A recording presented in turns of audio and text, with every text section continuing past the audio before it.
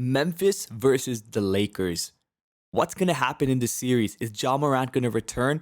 Are the Lakers going to sweep the Grizzlies? Stay tuned. So, what we're going to talk about today is the Memphis Lakers playoff series. Obviously, it's already pretty dramatic in the sense that Ja Morant got injured. Lakers won game one, which I don't think a lot of people expected. Now, the thing is, LeBron usually has his feel out games for game one. So usually he just feels everyone out, kind of scouts the other team, and kind of prepares, which is why he was pretty lackadaisical in his approach. I also often found that he didn't really try to really go post up or body anybody or take the driving lanes that were available. Instead, he was looking for open teammates. And honestly, it was the best thing that could happen to the Lakers. In fact, I'm going to take it a step further. I'm going to say that the injury to LeBron was actually perfect because what it allowed was for their role players to get confident. Their role players started to get that feel that they could actually contribute to winning basketball, specifically Austin Reeves. Which, listen, he was a touted prospect in the sense of like in his second year, we were like, yeah, he has some decent potential. But coming out the draft, absolutely, people thought he was going to be absolutely nothing.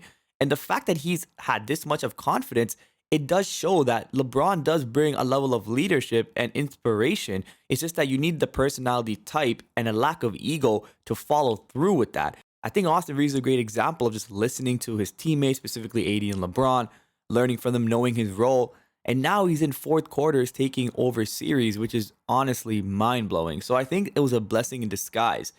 Now, the cons of the Lakers is that I still am not a big believer in Malik Beasley.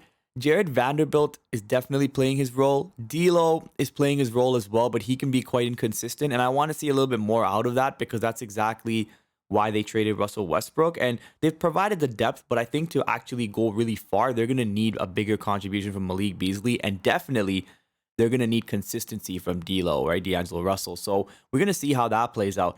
Now, on Memphis side, I think Jaren Jackson was quite the surprise. I didn't believe that he had that type of scoring ability, but he was scoring at will on LeBron, on Davis. He could just pivot and make that next move. He would have a hook shot, and if that hook shot wasn't there, he just pivot, find another way around the rim, and his touch around the rim was honestly amazing. And I even noticed that I think he had like one pull-up three. His shooting form looks pretty smooth because I know like a year or two ago it didn't look that good. So that looks a lot better as well. But for the Memphis team, I think it's a lot of talk, but not enough walk, right? Because they're calling out the Lakers. Desmond Bane is calling out Rui Hachimura's performance, but are they going to be able to back all that talk up without Ja? Now, keep in mind, Memphis is a really, really good team without Ja. They've always won without him, even in the regular season.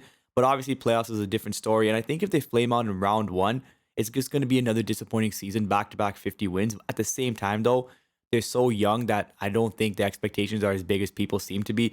Obviously, the media is going to run and just make a big narrative about Ja Morant and whatever, because he's obviously a face of the NBA at this point, one of the faces of the NBA, but I don't really think it's a big deal. So where is this series headed? I honestly see this series ending in about 5 games because the Lakers, I think they're just going to figure out how many games do they even want to play this series. If they feel like they're okay with 4, they might just go for the sweep and chill. But with the Lakers, what I've noticed is that they don't want to take too much time off because that's when their habits can get lazy. That's when Davis might lose some of his motor. So I think they might maybe even give them a game. So maybe, extend the series a little bit so they get a little bit more run. But I think this is going to help them immensely for round 2 because round 2 is going to be pretty positive if you think about it from a Lakers perspective. And obviously, I'm a Lakers fan, so don't mind. But from a Lakers perspective, you're either going to be getting a Kings or a Warriors team that, honestly, I feel like that series is going to go 7.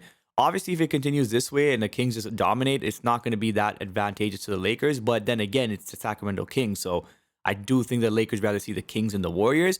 And regardless, if you see the Warriors, it's probably going to take Warriors 6 or 7. So they might be a little worn out, a little tired. And the Lakers fully rested. I think they have their number. I think that they match up perfectly with Golden State. I don't think anyone has an answer for AD or LeBron. And I think that Jared Vanderbilt can definitely cause some issues for Curry, especially watching Golden State. It's pretty much Curry or no, nothing. Right? Because none of the role players are really stepping up to that next level. And Curry's just carrying them. So Curry is just carrying them. So I think that for the Lakers, it sets up pretty well. So again, I think the series is going to go max 5 games. They're going to end it pretty quickly. I don't think Ja Morant is going to return, but hey, we'll wait and see.